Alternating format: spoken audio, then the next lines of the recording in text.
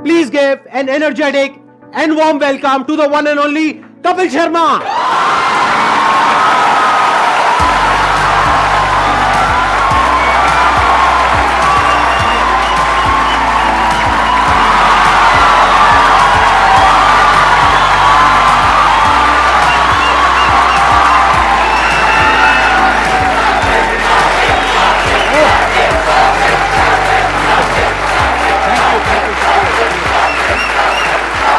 Please, right here.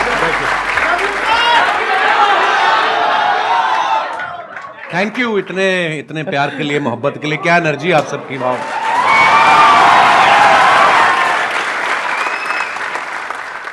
मैं तो सोचा था आप मेरे शो पे आएंगे कभी। एक ही बात है, कोई फर्क नहीं। बात है, हाँ। अच्छा, इससे पहले कि ऑडियंस आपसे इंटरेक्ट करे, ऑडियंस आपसे क्वेश्चंस पूछे, मेरे माइंड में एक सीरियस क्वेश्चन है जी।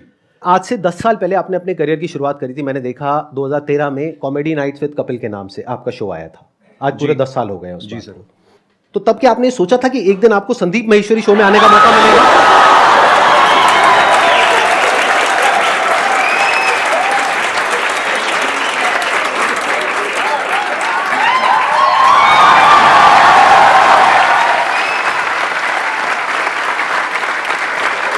मैं सर आपके वीडियोस देखता रहता हूँ, बहुत अच्छा बोलते हैं आप और बहुत बहुत अच्छा मोटिवेट करते हैं स्टूडेंट्स को, यंगस्टर्स को। मुझे बड़ा अच्छा लगता है। और मैंने 3 महीने के लिए अपना शो बनाया था, पता नहीं चला कब 10 साल हो गए। लोगों का प्यार है और आप सबकी, लोग बहुत प्यार करते हैं सर आपको।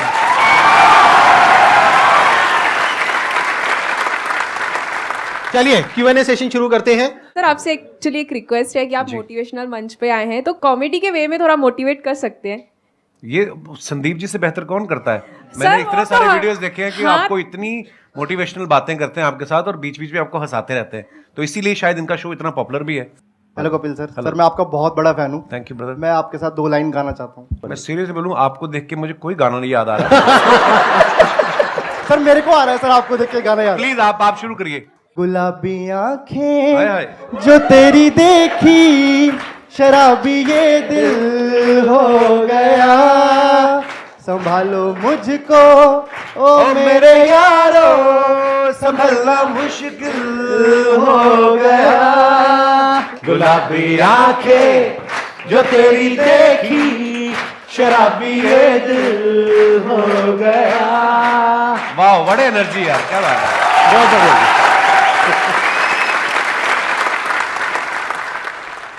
सर मैं बहुत ज्यादा बोलती हूँ, बहुत ज्यादा, हद से ज्यादा बोलती हूँ। भगवान उसका भला करे जिससे आपकी शादी होगी।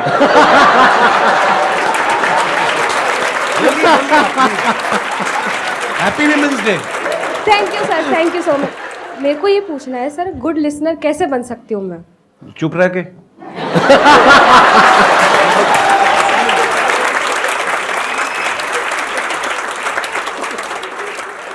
मेरा एक क्वेश्चन था कि आजकल जैसे इंस्टाग्राम पे भी बहुत सारे इन्फ्लुएंसर्स बढ़ रहे हैं, तो कुछ ही टाइम में उनका कंटेंट की कमी हो जाती है, तो आप इतने साल से रेगुलरली कर रहे हैं, तो आप कैसे अपने आप को रेलेवेंट रख रहे हैं और हम सबके लिए मतलब अभी भी इतना एंटरटेन कर रहे हैं, और कैसे कर पा रहे हैं?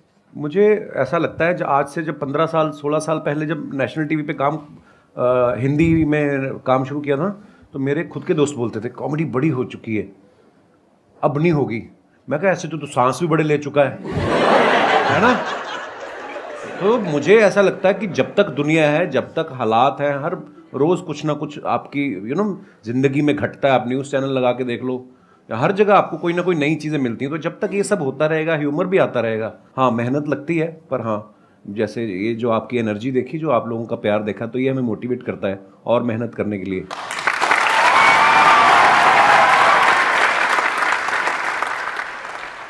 मैं आप दोनों से जानना चाहता हूँ, क्या आपने जो सोचा था, जो मैं इस प्लेटफॉर्म पे यहाँ तक पहुँच जाऊँगा तो मैं ये कर सकता हूँ, ये कर सकता हूँ, ऐसा होगा वैसा होगा, क्या आज वैसा हो रहा है? मुझे लगता है बिल्कुल वैसा हुआ है और शायद उससे कहीं ज़्यादा हुआ है। मैं बड़ा फॉर्चुनेट हूँ, मैं बड़ा ब्लेस्ड हूँ और मुझे ऐसा लगता है कि जितना सोच के आए थे उससे कहीं ज़्यादा मिला है। पर हाँ, वो मेहनत करते रहना चाहिए आपको, क्योंकि उसका कोई अल्टरनेट नहीं है। आज भी मैं अपने शो के लिए उतनी ही मेहनत करता हूँ, आज भी मैं अपनी टीम के साथ बैठता हूँ। मुझे तो ऐसा लग रहा है कि जो मैंने सोचा था शायद उससे ज़्यादा ही हो रहा है। देखो बेसिकली क्या होता है कि जब हम किसी भी काम को शुरू करते हैं ना, तब हमने ऐसा नहीं सोचा होता कि इतने टाइम बाद ऐसा होने वाला है। अब अगर इन्हीं का एग्जांपल देखा जाए, जब आपने शुरू किया था तब आई एम 100% श्योर आपने ऐसा सोचा भी नहीं होगा कि एक दिन मेरा शो होगा, ये होगा, वो होगा। ऐसा कुछ कभी नहीं सोचा था नहीं, आपने? मुझे था कि इसमें देख तो एपिसोड में भी आ गया ना मैं, हाँ, हाँ। तो अपने लाइव शोज लगने शुरू हो जाएंगे, हाँ। और बस मजा करेंगे। फिर उसके उस सीरीज के विनर हो गए, हाँ। फिर उसके बाद दूसरे शोज ऑफर होने लग गए, और उसके बाद फिर लगा कि यार एक ऐसा शो बनाते हैं जिसमें सारे एलिमेंट्स हों ये, और वाकई इंसान कभी नहीं सोचता। और फिर उसके बाद में इनका शो हो गया और इतना शो भी अच्छा खासा चलने लगा, करने लगा। उसके बाद में मूवीज में आ गए। अब अभी इनकी एक और एक मूवी आने वाली है। प्रोड्यूसर बन गए, फ्लॉप हुए, खतरनाक बड़ी सारी चीजें होती हैं। और अभी भी आपकी एक मूवी आने वाली है नेक्स्ट। अभी भी देखो, अभी जो मूवी आ रही है सीरियस मूवी है, मतलब सीरियस इन द सेंस कि मैं ऑलरेडी जो टीवी पे कर रहा हूँ उससे बिल्कुल अलग है, तो लोग उसमें भी बड़ा हैरान, पाओ कुछ अलग आ रहा है। हालांकि जो मेरे जानने वाले हैं, जो मेरे दोस्त हैं, जो करीबी हैं, उनको कोई वो नहीं हुआ शौक, क्योंकि उनको पता था कि I am very good actor. तो बिल्कुल संदीप जी ने सही कहा, बहुत सारी चीजें होती जो हम लोग हमारे बियॉन्ड में हमने एक्चुअली नहीं सोची होती। इसको आप इस तरीके से देखो कि जैसे जैसे हम लाइफ में आगे बढ़ते हैं ना, तो हमारी जो विजन है वो बड़ी होती है। बिल्कुल। जब अभी अगर आप अपनी बात करो तो आपकी विजन इतनी सी है, तो आपको लग रहा है कि मैं बस इतना ही कर सकता हूं। जब वहां पहुंच जाओगे तो विजन और बढ़ जाएगी। फिर एक ऐसा पॉइंट आ जाता है जब विजन आपकी 360 डिग्री हो जाती है, तब आपके अंदर से आने लग जाता है कि यार मैं कुछ भी कर सकता हूं।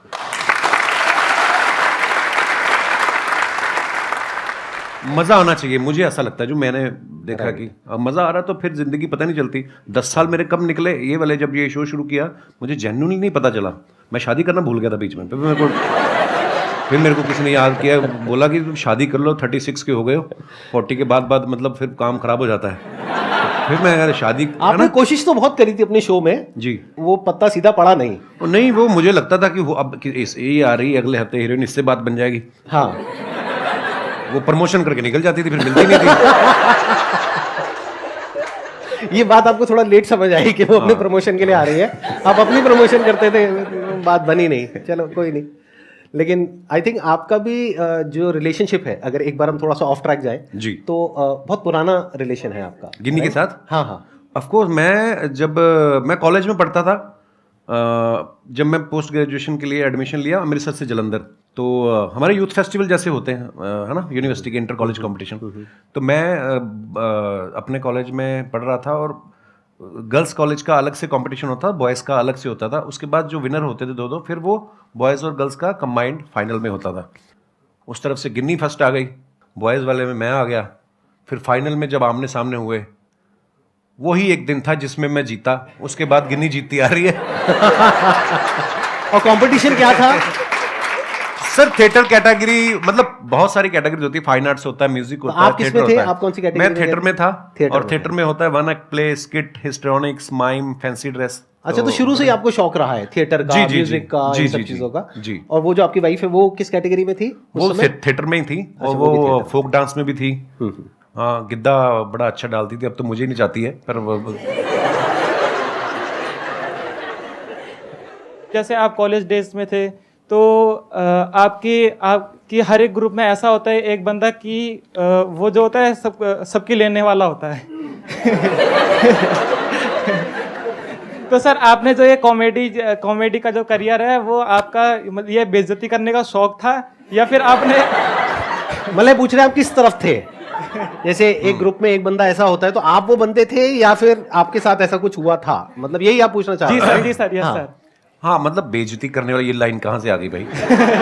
सर हमने कई बार नोटिस करा सर, जैसे अर्चना मैम हो गई और दिनेश, वो एक रिलेशनशिप होता है ब्रदर। जी वो सर। उसको बेइज्जती नहीं कह सकते यार आप। मेरी इतनी औकात नहीं है कि अर्चना जी इतनी सीनियर एक्टर हैं, और अगर ऐसा होता तो वो उस शो पे बैठती नहीं सर ऐसे। अब अक्षय पाजी आते हैं मेरे शो पे, हम लोग बड़ा हेल्दी एक कॉन्वर्सेशन होता है, वो मेरे पे पंच मारते रहते हैं, मैं उसमें, तो वो एक आर्ट है। एक स्किल डेवलप हो जाती है ना कि हम आपस में ऐसे करते हैं। हाँ, नहीं बेइज्जती वो नहीं होती, वो होती है मैं जो आपकी अभी करूंगा।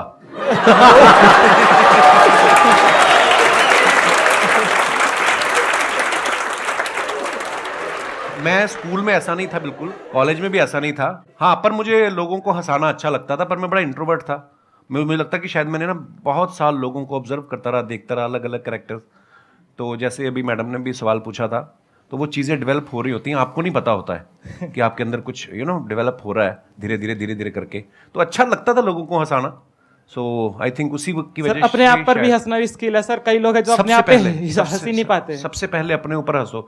एक मैं आपको मंत्र बताऊं छोटा सा, अगर आपको लगे ना कि यार मेरे बारे में लोग क्या कहेंगे, सबसे पहले अपने बारे में खुद ही कह दो। जब आपके शो में कोई भी आता है या जैसे एक्टिंग हो गया या सिंगर, तो आपको किस में मजा आता है? आपने एक्ट्रेस तो बोला ही नहीं। मेन मजे वाली बात है, सिंगर है।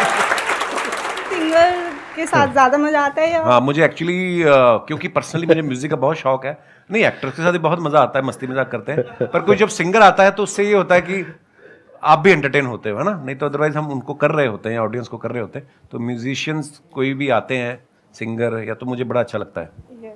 Thank you. क्वेश्चन मेरा ये है, जैसे कि सर वैसे मैं डिजिटल मार्केटिंग करता हूँ और क्या कहते हैं मिमिक्री वगैरह भी कर लेता हूँ मैं। अच्छा जी। बट मैं क्या है, मैं कहीं चैनल वगैरह पे किसी चीज़ पे मैंने कोई चैनल वगैरह नहीं बनाया। वैसे क्लाइंट के लिए हम लोग ये काम करते हैं, तो उनकी जो सोशल मीडिया अकाउंट है मैं अच्छे खासे रीच उन पे ला सकता हूँ, बट मेरे को टाइम नहीं मिल पाता। ऐसा भी नहीं है, बहुत कुछ करता हूँ, मतलब समझ में नहीं आता कि टाइम क्यों नहीं मिलता अपने लिए, अगर निकालना चाहूँ तो।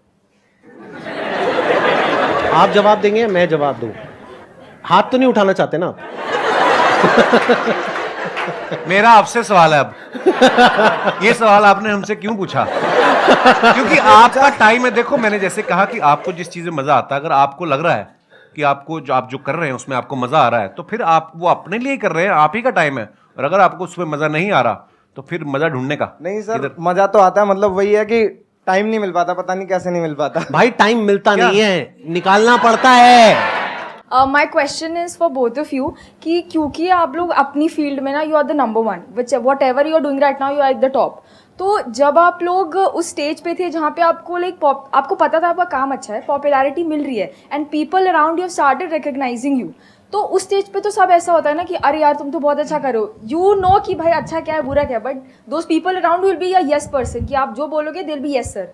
सो उस सिचुएशन में when you are at place where you can have everything, so how do you maintain that calm and composure? And वो ऐसा होता है ना कि you are you know what I need to do rather than getting affected by other people's opinion. तो वो अपने आप को कैसे आप मैनेज करते हो उस सिचुएशन में, या अपने आप को कैसे रियलाइज कराते हो कि ये सब जो चीज़ें हैं ना, फेम है जो भी है, ये तो आएगा चले जाएगा, but me as a person my value is determined by my work, so how do you continue to do that?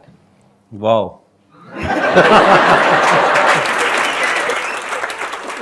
आपका सवाल भी जो है मैं समझ पाया हूँ, वो एक ही लाइन में चाहे आप पूछ सकती थी, आपने 36 लाइनें बोली हैं, पर वो भी मजा आया आपकी बात सुन के।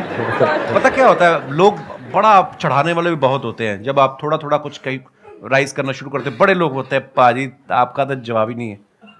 कॉम्प्लीमेंट ले लो, लेने का मजे करो, मिल रहा है ना, कुछ ले तो नहीं रहा आपसे, उसको सीरियसली लेना। और सबसे इंपॉर्टेंट चीज, जब आप क्रिटिसाइज होते हो, जब आपको कोई अब क्रिकेटर्स देख लो आप, आज अगर कोई सेंचुरी मारता है, उसके घर के बाहर जाके ढोल बजा रहे हैं, अगले मैच पे वो 0 पे आउट हो जाए तो कीचड़ भी फेंक आते हैं। अपने लोग बड़े इमोशनल हैं, प्यार करेंगे, दिल से करेंगे, गाली भी देते दिल से करेंगे।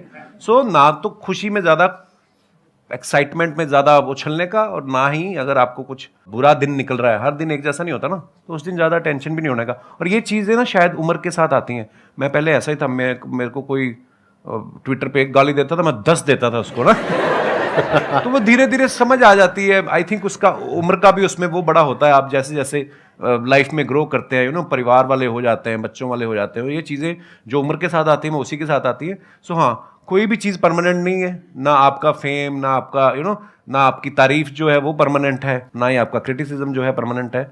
सो बस रिलैक्स रहने का। और ये चीजें ना कई बार टाइम के साथ साथ ही समझ आती है। Actually. मतलब अगर आप ये एक्सपेक्ट करोगे कि मेरे को या इनको एक पर्टिकुलर एज पे ये सब कुछ समझ आ जाता 10 साल 15 साल पहले, तो ऐसा नहीं होता है। ऐसा नहीं होता। जब हम वो चीज कर लेते हैं और वो गलतियां करते हैं उस तरह की, राइट, कि जब वो दिमाग पे चढ़ता है। अगर कोई आपको कहता है ना कि हाँ सक्सेस फेम दिमाग पे नहीं चढ़ता है, झूठ बोल रहा है वो इंसान। सबके चढ़ता है, सक्सेस भी दिमाग पे चढ़ता है और फेलियर भी दिमाग पे चढ़ता है। हाँ, तो जब ये दोनों चीजें दिमाग पे चढ़ती है और हावी होती है, तब हमें अंदर से समझ आता है कि अच्छा इसकी वजह से क्या गड़बड़ हो रही है। फिर इंसान धीरे धीरे उसको हल्के फुल्के तरीके से लेने लग जाता है। हाँ, एक टाइम के बाद कोई चीजें आपको इफेक्ट नहीं करती, आप मर जाते हो।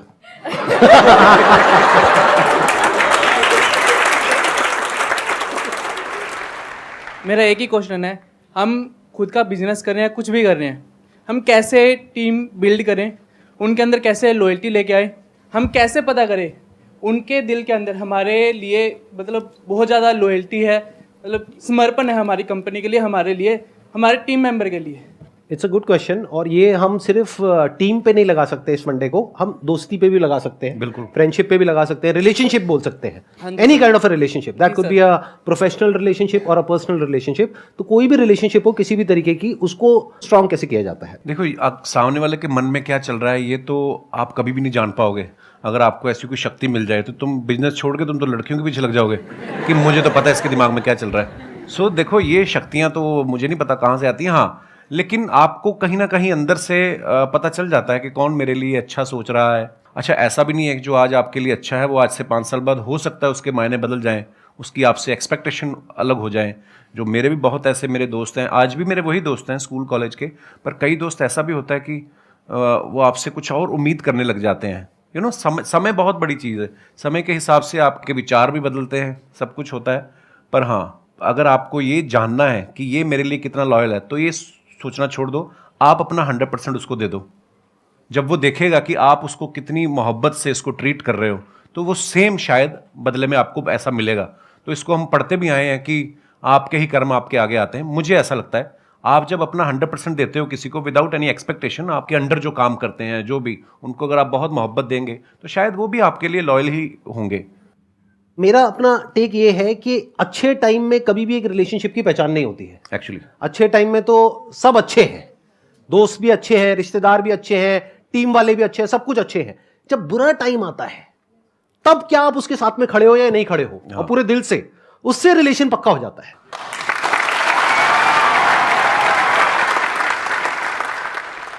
मैं आप दोनों की बहुत बड़ी फ़ैन हूँ। Thank you. प्लस आप दोनों ही बहुत पॉजिटिव पीपल हो, लाइक अगर देखें तो किसी को हंसा सकते हो बहुत इजीली और मोटिवेट भी कर सकते हो अपनी कॉमेडी से और अपनी बातों से। सब अग्री करेंगे कि हम कोई भी काम स्टार्ट करते हैं तो हम बहुत इम्पेशेंट हो जाते हैं उस चीज़ को लेके। तो आप इम्पेशेंट आप दोनों भी होते होंगे, तो आप कैसे डील करते हैं उस चीज़ से, दोनों? लाइफ में जो सबसे बड़ी क्वालिटी हम सबके अंदर होनी चाहिए, जो आई एम 100% श्योर इनके अंदर भी है, और वो लोग जो आगे बढ़े हैं लाइफ में सबके अंदर है। लाइफ में अंदर चाहे जैसी भी हालत है, मन है चाहे नहीं है, जो करना है वो करना है, as simple as that. The show must go on. ये क्वालिटी हमारे अंदर सबके अंदर होनी चाहिए अगर हम लाइफ में आगे बढ़ना चाहते हैं, तो जो आज की जनरेशन में बहुत कम लोगों के अंदर होती है। हम क्या सोचते हैं, काम को शुरू करते हैं, रिजल्ट नहीं आया, छोड़ो बेकार है, फिर किया नहीं आया, बेकार है। बेकार है क्या होता है, करना है तो करना है ना। आगे सर आपकी बारी। सेम। मुझे पता था ऐसे ही कुछ आने वाला है यहाँ से। Thank you so much sir यहाँ पर आने के लिए। Thank you. मुझे बहुत मजा आया आपसे मिल करके। थैंक यू, बहुत